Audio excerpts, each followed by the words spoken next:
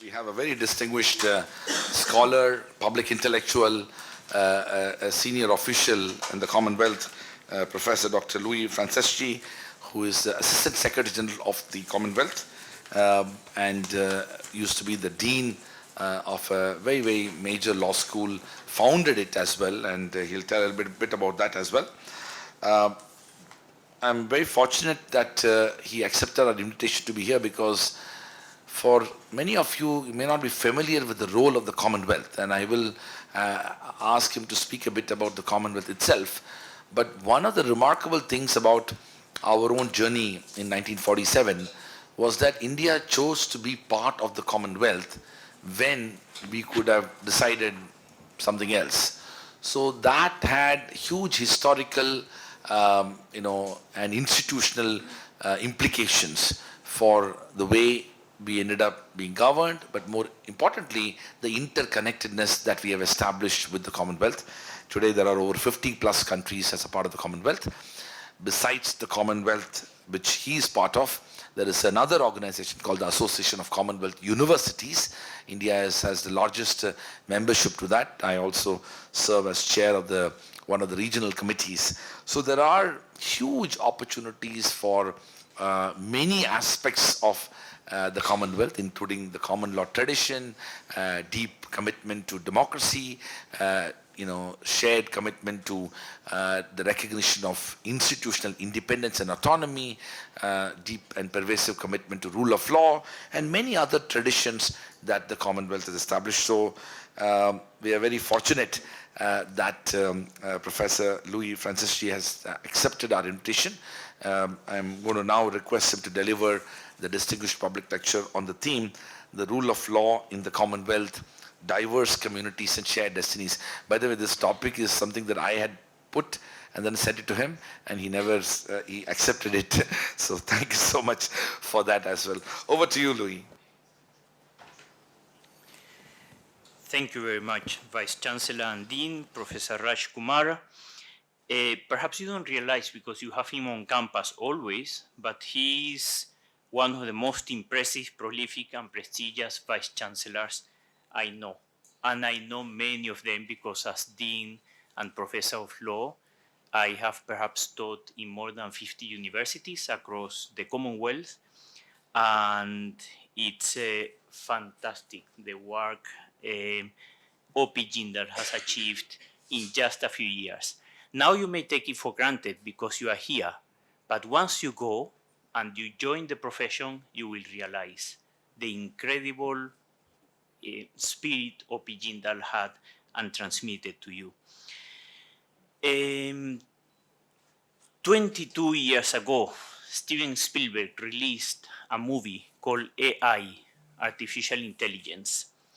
It was a $95 million film where a little child was coded with artificial intelligence, which Spielberg already foresaw, as a child who could laugh. So he was the first robotic child programmed to laugh. And the motto of the movie was, his laugh was real, but he was not. Okay, this movie put across a very simple yet deep reality, message. The world is changing and we are not. The world is changing at incredible speed, and we, institutions, justice, governance, democracies, education, is not changing at the same speed. I was invited to tell you about the rule of law. It's quite a boring topic if we take it dry like that, but we'll make it interesting. And I will begin by saying why speak about the rule of law. The rule of law is a fundamental principle that is essential to the proper functioning of a democratic society. It is the idea that everyone, including the government, must be subject to and abide by the law, and that justice must be administered fairly and impartially. Why in the Commonwealth? The Commonwealth is an organization of 56 independent countries, many of which were former colonies of the British Empire. 4 were not: Togo, Gabon, Mozambique, and Rwanda. The principle of the rule of law is enshrined in the Commonwealth Charter, which was adopted in 2013. The Charter sets out the values and aspirations of the Commonwealth, including the rule of law, democracy, human rights, and sustainable development.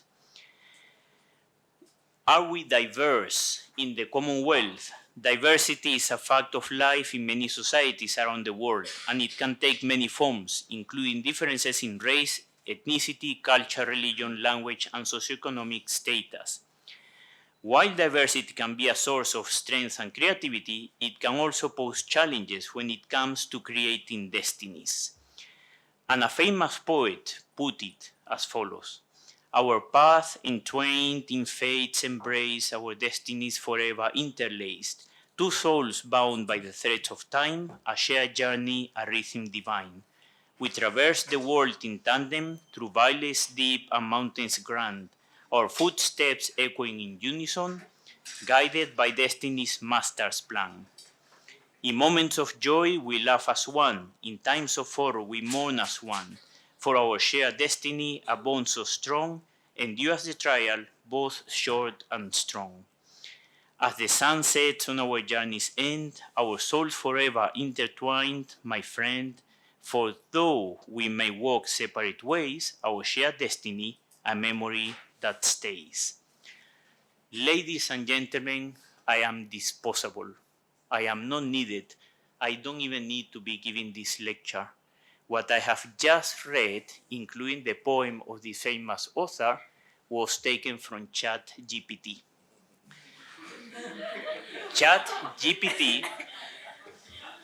ChatGPT, in 4 seconds, composed the poem. In 2.5 seconds, told me what the Commonwealth was. And in less than 2 seconds, told me what the rule of law was. I passed this through Turnitin, and it's 100% original. Okay? And this is going on. It's incredible. This is going to be a revolution for education. How does the lecturer know that you are the one who wrote that poem or not?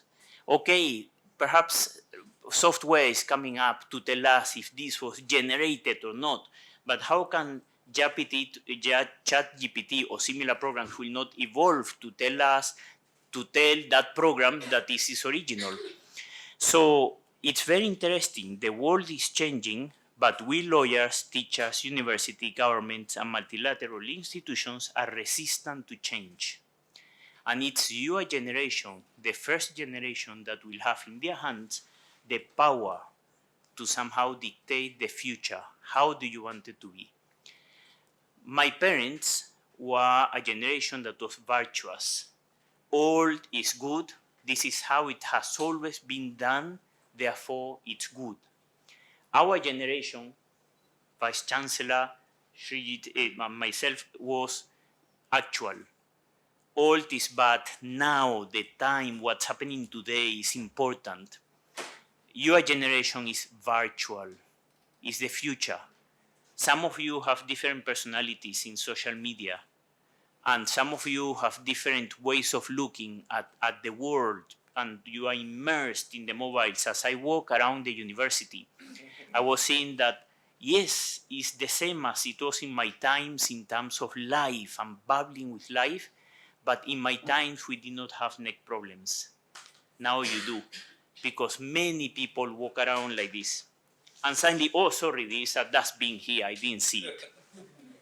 Who moved the dustbin? So the world is changing, we are not. And now, when this happens, the rule of law suffers.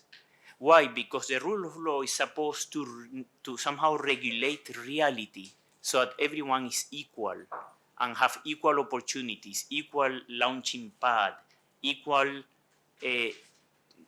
entrance to society as a citizen and responsibilities. But of course, when reality changes and the rule of law doesn't catch up, that vacuum is filled by tyranny. And tyranny is a constant danger. So we have to make the rule of law catch up. Why? Because tyranny destroys diversity. Anything that doesn't look like I want it to look will be destroyed. And precisely when you destroy diversity, those common values disappear, are only the values of the tyrant.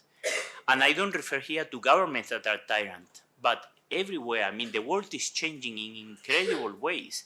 So much so that the 6 biggest corporations in the world, in terms of capitalization, did not exist a few years ago. I mean, if you look at Alphabet, that is Google, Tesla, which other, well, Apple, Microsoft is the only one that existed in some ways, Amazon. Well, they did not exist some years ago, and nowadays they are controlling the world. The economy of Apple is bigger than Africa plus the UK combined. And when we think of Trump, the former President Trump, being thrown out of Twitter, and we may have celebrated it, but I ask myself, who made that decision? Where was it made? And what redress Trump had? I may have been personally happy that it was thrown out. It was too much. But wait a minute. Who threw him out and why? And how can this be redressed if it is an injustice? Because if this happens to Trump, it can happen to you and to you and to everyone. So it's a very interesting dynamic we are living that we do not know where it will take us. But that means there are 5 or 6 corporations in the world, there are 15 corporations in the world that are more powerful than any government on earth. And this is quite interesting. The world is changing, our institutions are not. In 2017, a panel of Dell experts set up by Dell, made a study and said that 85% of the jobs created by 2030 did not exist. 7 years have passed, there are 6 years left.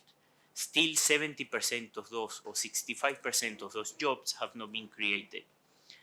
I come from Kenya.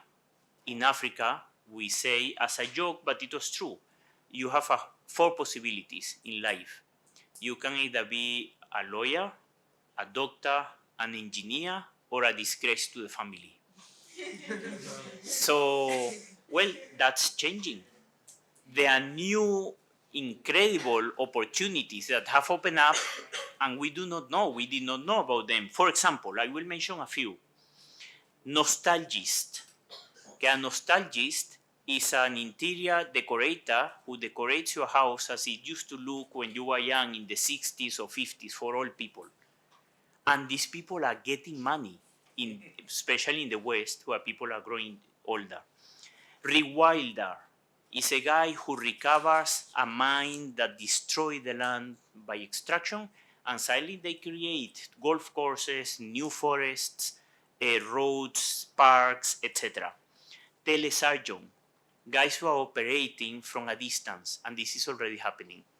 Okay, surgeons in Europe or the US or India who are operating through robotics. A fellow in Africa or wherever, in Asia, in the Pacific, in a remote location where there are no such facilities.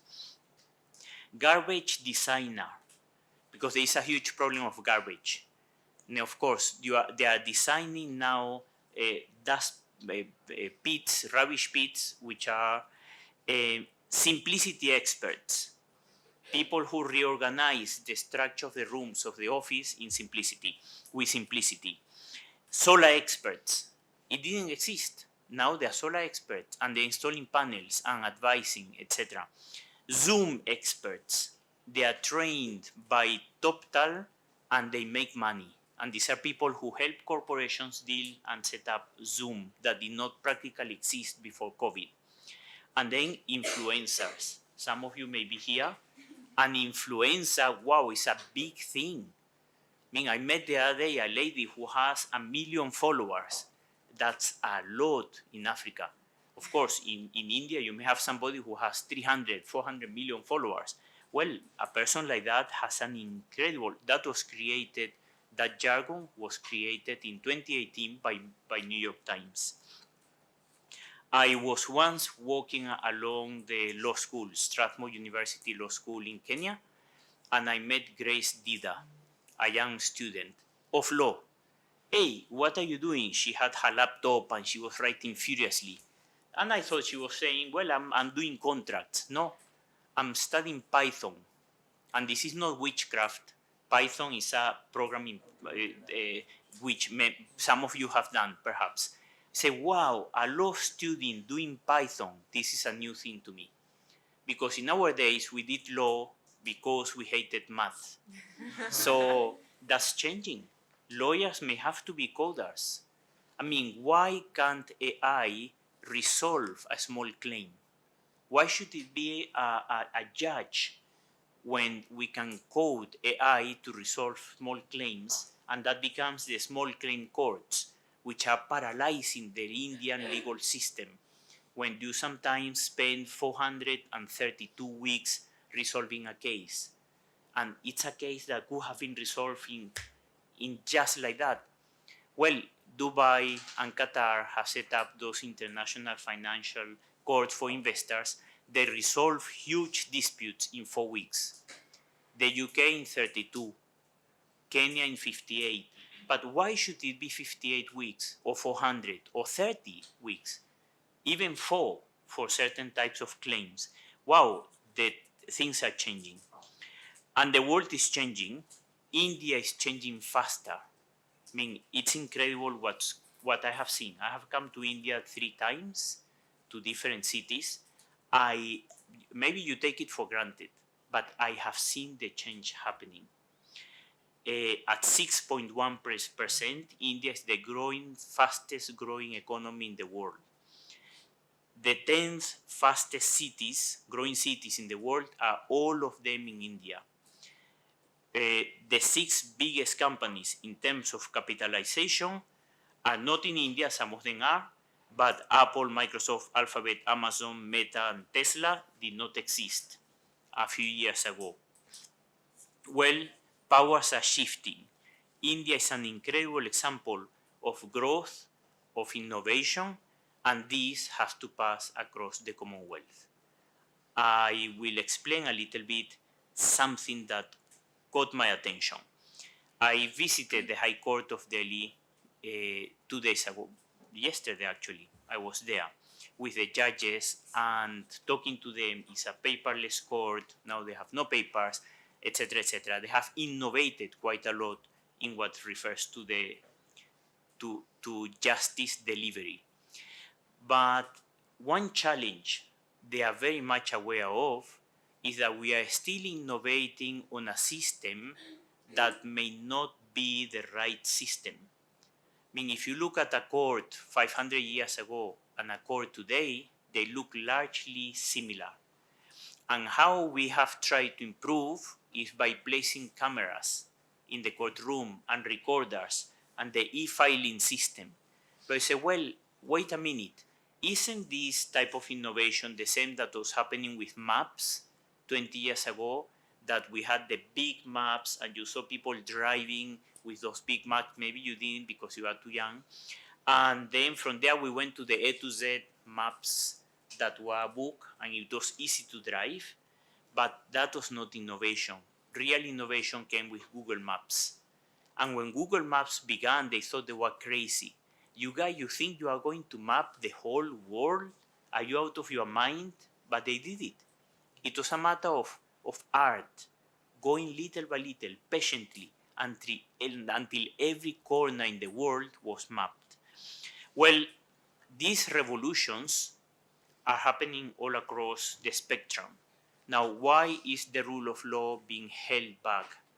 And when we say the rule of law, I mean the justice system, which is actually the one that delivers justice to the people and make us all realize that we are equal in the eyes of the law, no matter if you are on top or at the bottom, but everyone has somehow equal opportunities. Uber caused a revolution in the transport industry. I mean, Uber was a very simple concept, an app that put together the guy who had a car with the one who needed the car. And that made taxi drivers irrelevant all over the world. Okay? And they had to join Uber or they would disappear. And some of them fought In Kenya, we burned a few Ubers. We put them to fire because they are taking our jobs until the taxi drivers realize, look, Even in India, it happened before. exactly, it happened In Bangalore, in Bangalore, Mumbai as well. in Mumbai, and then, but very soon they had to go into Uber or similar apps that have been created. Now, what we are looking for and what the Vice Chancellor is looking for is the Uber of justice, the Uber of government, the Uber of education. What is it that will make justice somehow be faster and more accurate and less complicated, less expensive? Because we lawyers have become the manipulators of a system, but we are supposed to be the agents of justice. So, of course, if we are manipulating a system that is automated, our days are counted. We are a species in extinction, in danger of extinction. And of course, the systems will change. So we better redesign and rethink ourselves. When you come out of law school, or whichever school you are in, it's not just as simple as it was in the past that I will join the best and the biggest law firm and then that is my success. Now you have to start rethinking. And maybe you have to come up with something else. An e-farm, many students, many young professionals have done so. So, and these changes are happening in the whole spectrum of society. Another example, Elon Musk. He did something very interesting. He started saying he wanted to go to Mars, and everyone clapped. Hey, yes, we want to go to Mars with Elon Musk one day in 3 years. And he started sending all those rockets in SpaceX, and they would come back and land beautifully. Say, wow, this thing is landing. Great. But Elon Musk was really populating the space with satellites. And now Elon Musk has 3,660 satellites on orbit. Half of the satellites of the Earth belong to Starlink. And you say, hey, this guy, one person, owns 50% of the communication power going from my phone to his phone through the satellite system, because that's what they do, even if we are next to each other. Well, he could very well do to all the mobile companies what Uber did to the taxi drivers. If he decides to produce a Tesla satellite phone now, it's over. Not only for them, but for Vodafone and Airtel and etc., but also for Apple and Samsung. They will be left out of the hook, and they don't own the other half of the satellites, 5% of which is in the hands of India, the other in other countries. But well, it's a power that, hey, if left unchecked, can lead to huge problems. I mean, how do we see the rule of law now coming out of my country into the whole world in these circumstances where we are all interrelated, but there is one company that has the whole power of information? Well, it's very interesting. What is the Commonwealth doing in this area? The Commonwealth is looking for the Uber of education, the Uber of justice, and the Uber of governance. I'm not advertising Uber here, but it's the concept, okay? The rule of law needs to catch up. And we have to fill that vacuum that has been left. Otherwise, it will bounce back on us. So the Uber of education, or the innovation in education, let's call it like this. Well, when COVID happened, many educators went into the flip the classroom approach. Okay, they say, well, now it's not a matter of teaching through Zoom, but I will record my lectures and then exactly send them to students. They have to see the lectures at their own time, and then when they come back, we resolve questions. This was an incredible innovation because it put everyone, the bell curve that you usually have, at the same level. You usually have the very clever ones, the middle class of the class, and then the ones who are not so endowed, at least for that subject. Okay? So by going out with those recorded lectures, they all saw it. The very clever ones may see it once, the other ones 2 times, the other ones 10 times, whatever it was. But everyone was on equal terms and everyone understood. So now everyone could come with the same knowledge to ask questions. That was an incredible. But then I asked myself, wait a minute.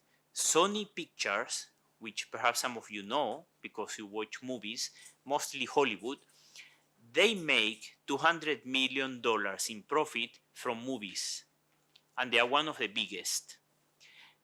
Well, they make $22 billion from gaming. So basically, Sony Pictures is not there to make movies, it's there to make games, and that's where their profits come from. Well, why can't we use gaming for teaching? You imagine if you had procedural law taught through gaming, and there was a game, and a game has to be always very simple. I mean, like, I don't know, FIFA 2023 is just about putting the ball in the goal. Okay, so it's a very simple concept, but the rules, the etc., everything. So, well, a game with justice. The aim is to achieve this, but then you go through the whole process and procedure.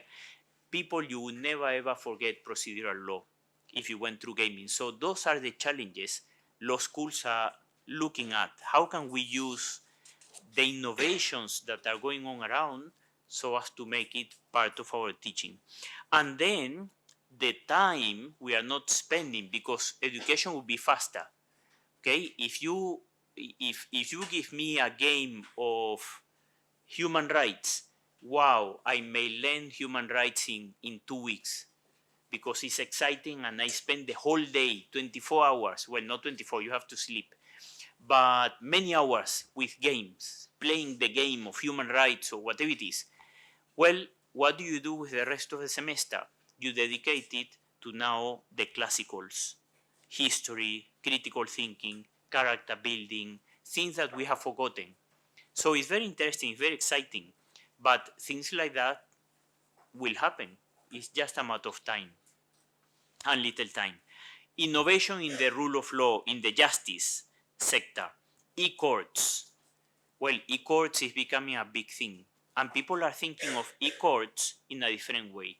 There is a professor, a good friend of mine called Richard Susskind, who writes a lot about the lawyers of the future. And he says, when people buy a drill, what do they want? I mean, if you buy a drill, those electric drills, what do you want?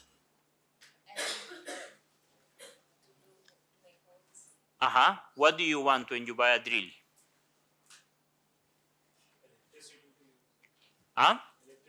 Electricity to use it. What do you want? Easy usability. Anyone else? Any other thing?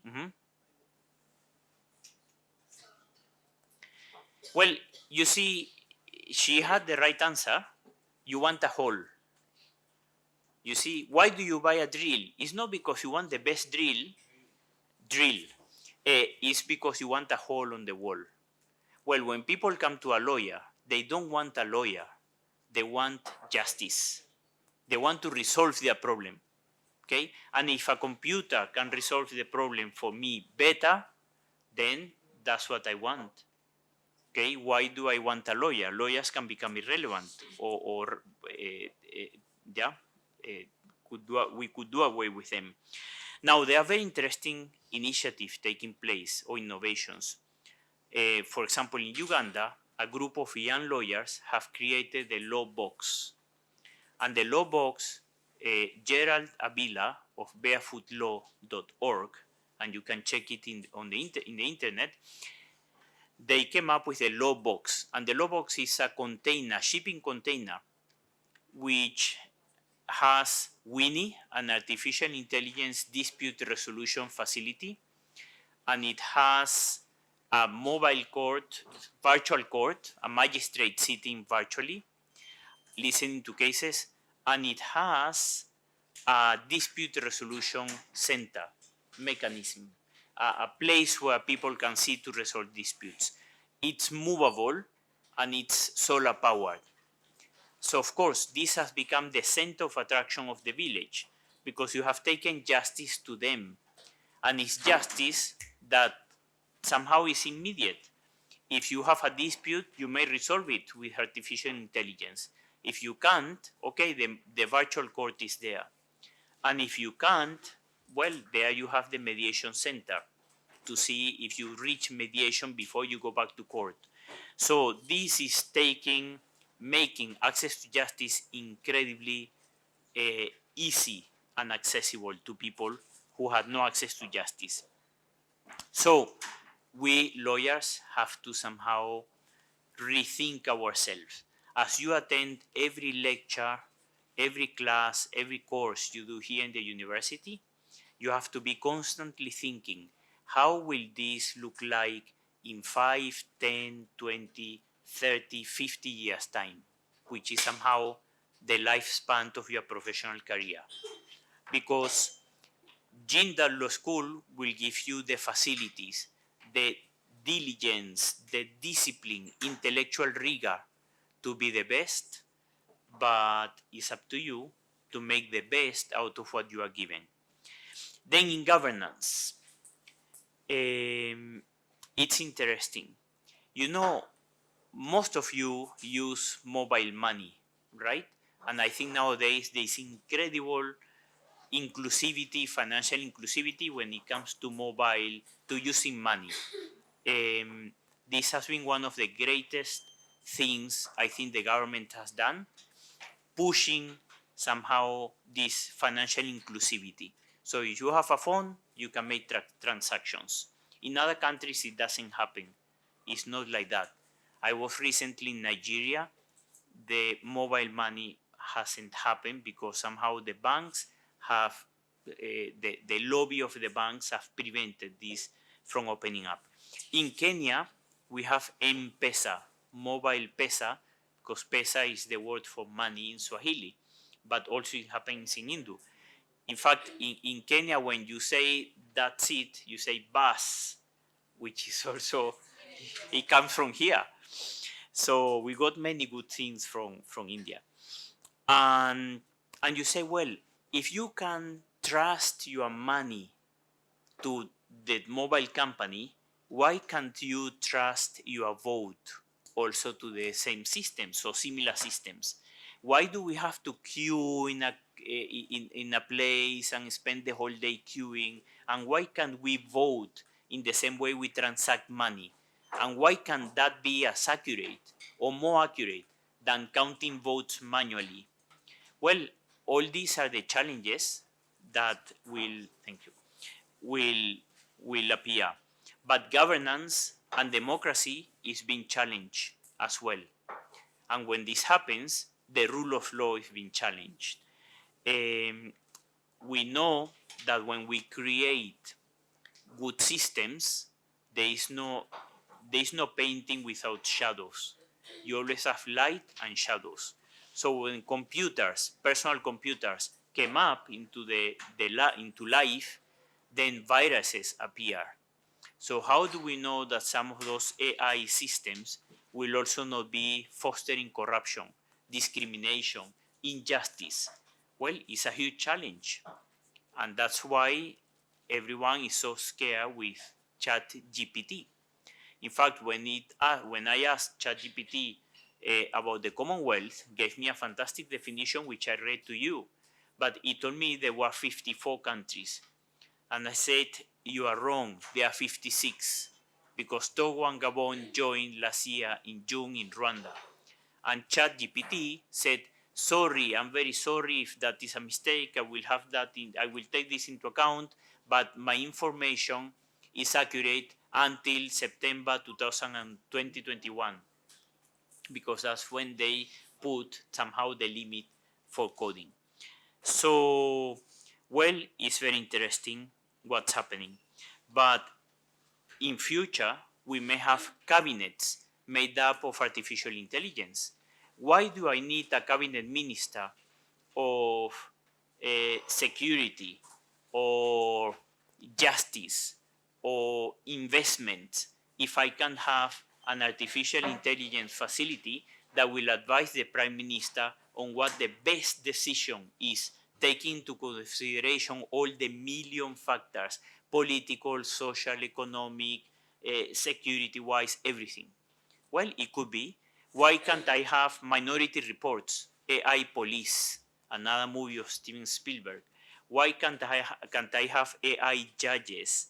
Well, it's very interesting, but there will always have to be a human person who injects this with humanity until, like artificial intelligence, the movie I mentioned at the beginning, manages to create a robot that can laugh and is so human that can laugh. Could that happen? I doubt, because it's not just a matter of chemistry, but it's something that is more spiritual.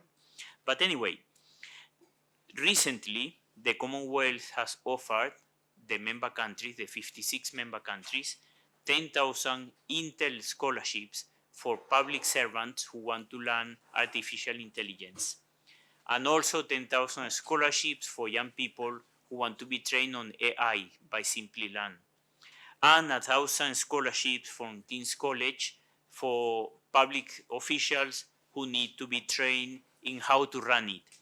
So, well, it's a challenge, but we are trying. Wherever we go, we are trying to look for, and you may see here in the near future many students from other Commonwealth countries, from the Caribbean, from the Pacific, from Asia, from Africa, from Europe coming, because that's the idea.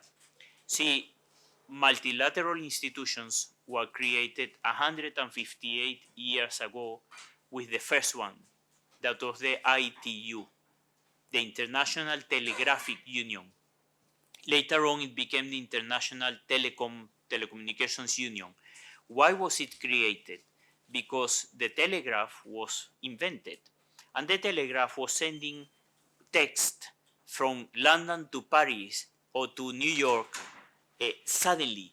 And they say, gosh, this is moving faster than ships, and so we need to create something that coordinates this flow of information. And it was created. Now, multilateral institutions today are suffering from somehow a crisis of identity. We were created for a world where countries need to come to the table to talk, and that was why we existed. But now, what is next? Presidents and prime ministers are in touch through WhatsApp groups. Why do they need the Commonwealth, the United Nations, the African Union, and ASEAN, and the European Union to talk when they can talk avoiding all that cost? Well, it's very interesting. But the answer was given by the first Prime Minister of India, Nehru, when in 1949 he said in Parliament, and I read, I am convinced that the sovereign Indian Republic, freely associating herself with other countries of the Commonwealth, will influence the world perhaps in an even greater measure and with greater influence than before. The very strength of free association of sovereign Commonwealth nations lies in its flexibility and complete freedom. We have agreed to consider the King as the symbolic head of this free association, but the King has no function attached to that status in the Commonwealth. Well, in a world that is so intolerant, and in a world where democracy and the rule of law is finding difficulties with catching up with reality, in a world where countries are closing on in themselves, because this is a natural phenomenon, first they open and they close, they open and they close, well, we need somehow institutions like the Commonwealth that bring everyone together, respecting the different cultures, the different settings, the different values, but agreeing on some common values and bringing them together for a shared destiny. Because in the end, what we discovered with COVID is that we were all in the same storm, but not in the same boat.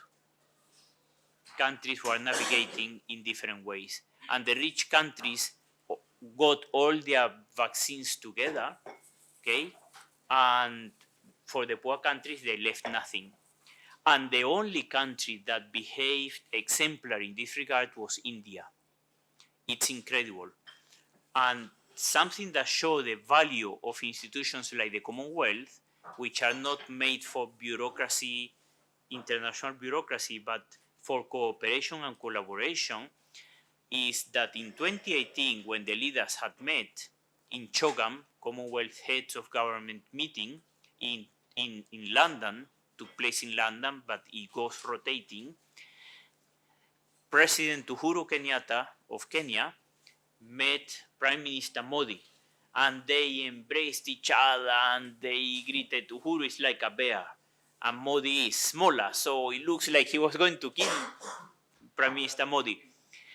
But very interesting, because when COVID hit, Uhuru Kenyatta, thanks to that encounter and that retreat where they met without any officials, okay, picked up the phone and called Prime Minister Modi and said, I need your help. I need vaccines. And Kenya was the first country that got vaccines from Europe, from India, from anywhere in the world, because India was the only one giving vaccines out, thanks to that friendship created through the Commonwealth. So it has advantages. We share perhaps a past that is painful, okay, that was the past of colonization, but we also share a beautiful future which brings us together thanks to institutions and developments that are taking place. So this is when I say, well, when they throw lemons at you, make lemonade. And this is what the Commonwealth has done.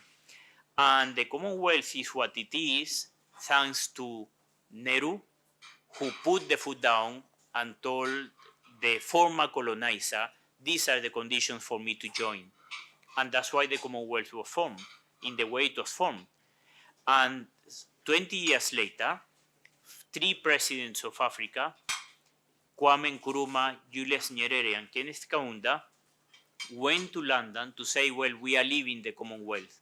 Why are you leaving? Because we cannot agree to be part of an institution which is embedded in the Foreign Office of the United Kingdom.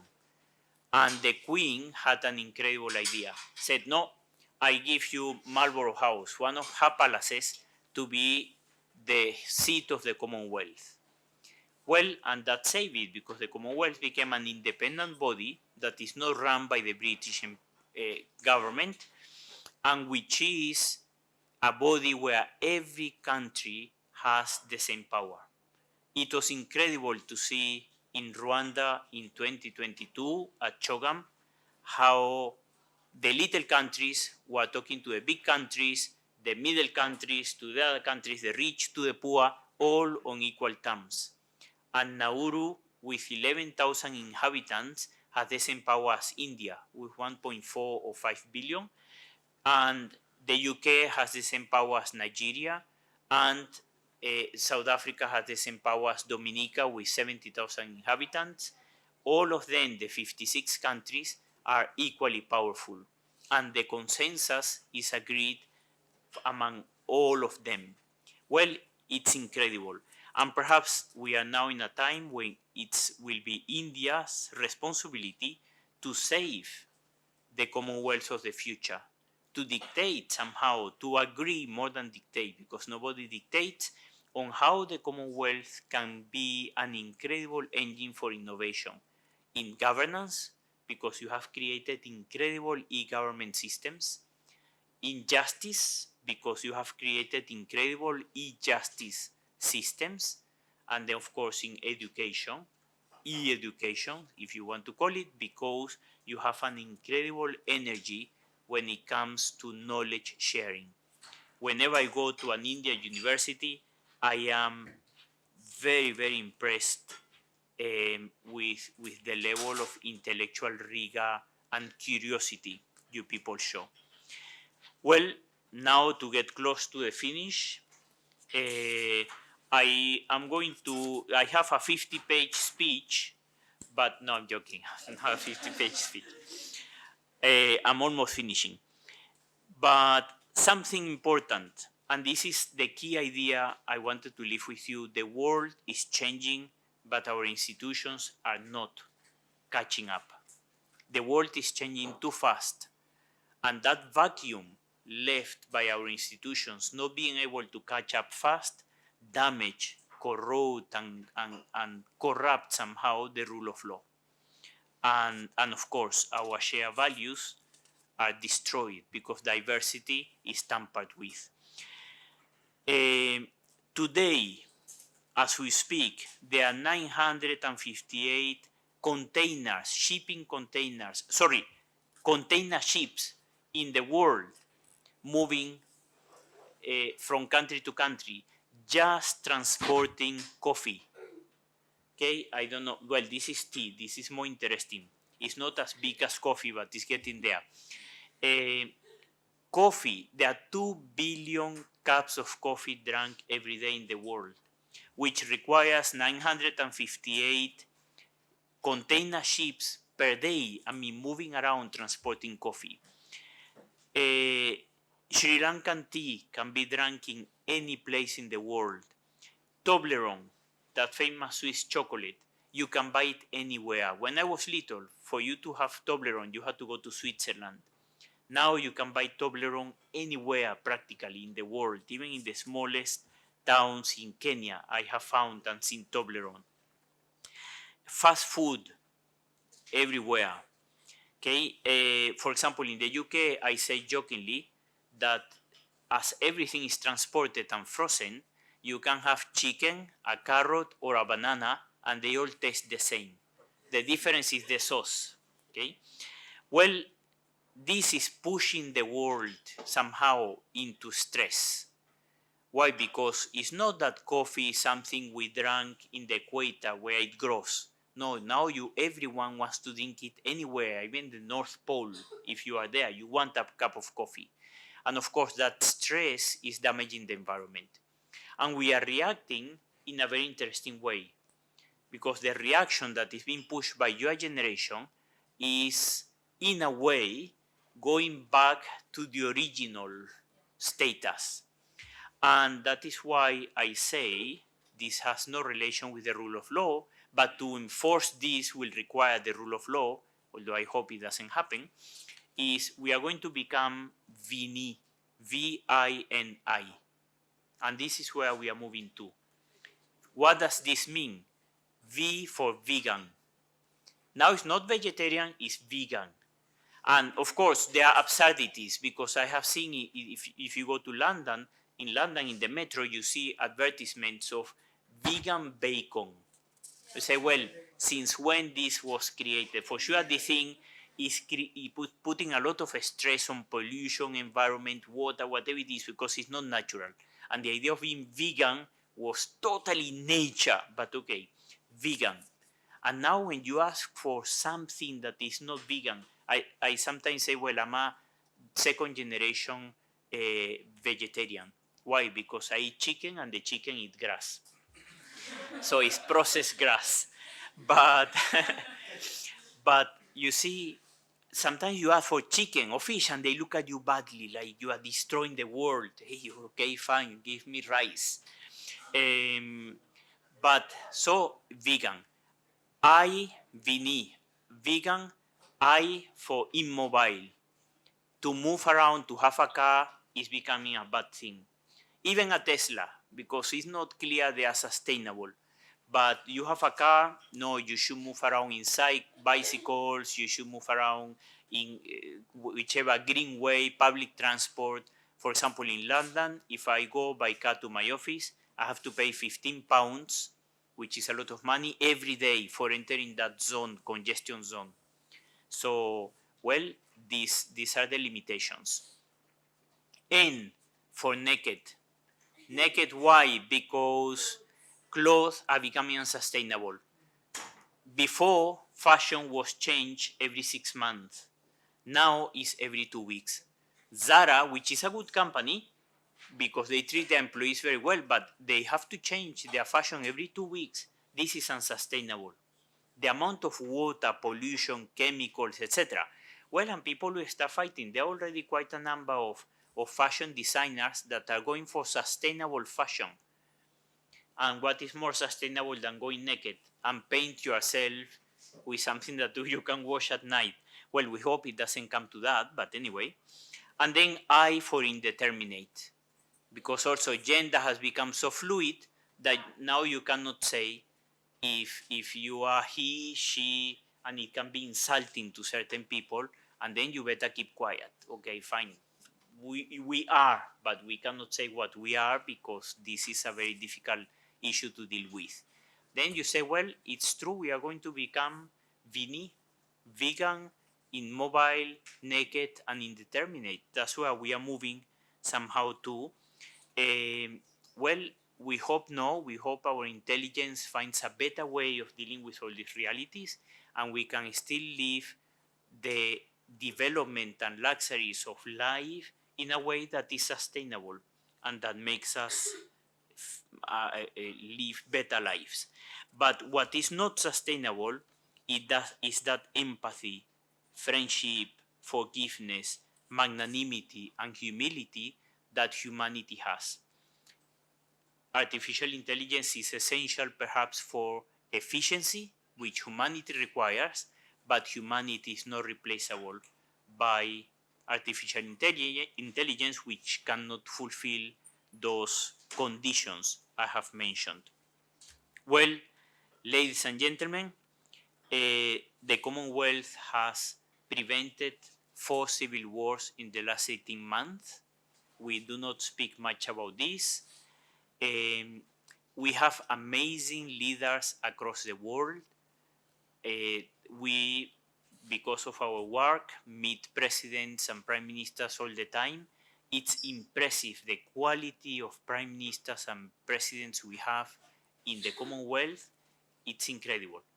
There are some who may have bad press and they have a bad reputation, sort of. But when you meet them one to one, it's impressive the incredible virtues you can see. Something that I have learned is also shocking to me is how many of our prime ministers, presidents are very religious, very spiritual. I mean, there are people who pray. In fact, it happened to me with the president of a country I will not mention, but after 1 hour meeting where he was describing all the problems he is going through, he told me, Louis, please pray for me. And I said, President, you can count on my prayers. And he kept quiet like this. Then I was quiet and I said, you can begin. So he wanted me to say a prayer there and then. Well, India is unique and India has a huge responsibility. It's amazing how India is not just India, but it is India outside India. You have left incredible mark outside this country by people who are originally displaced through perhaps very unfair practices, but they have become incredible actors in other countries. To begin with, the Prime Minister of the United Kingdom is Rishi Sunak. Okay, so you can't get someone more Indian that of Indian origin than the Prime Minister of the United Kingdom. Well, and like that in very many countries where incredible things are happening. And when I think of, for example, Mahatma Gandhi, and I think of a country like Ghana, well, the peaceful transition Ghana went through was thanks to the leaders of the Commonwealth they had as examples. One of them, Gandhi. Well, Algeria, which did not went through peacefully, did not have Gandhi. Okay, Kenya had Mandela. Well, Central African Republic did not have Mandela as the example.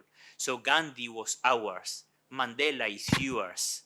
And all this exchange is beautiful and is unique. The world is changing. We have to change with the world. Dell Corporation had a motto that said, get more out of now. But I have paraphrased it and I would say, get out of now, now. And seize tomorrow before tomorrow seizes you. We cannot guarantee success, but we guarantee failure by giving up. do not give up. India cannot give up, and you have a huge responsibility in the Commonwealth. How does the rule of law falls into all this? Well, I have told you how the world is changing, how corporations are shifting powers, and the task of multilateral institutions in this changing world to redesign education, justice, and governance, and so that the rule of law catch up with changing realities and can continue being an equalizing platform for making everyone equal before the law, so that everyone has access to a fair, just, and inclusive society where the values of different cultures are respected but not replaced. So India is not worse than Africa and is not better than Africa, and Africa is not worse or better than Europe, and Europe is not better than India or than Australia or than the Caribbean. We all have our beautiful cultures, our beautiful heritage, and we have something in common. And that is why we have to make the Commonwealth again, putting the wealth into the common and making sure that that wealth becomes common once again. Thank you.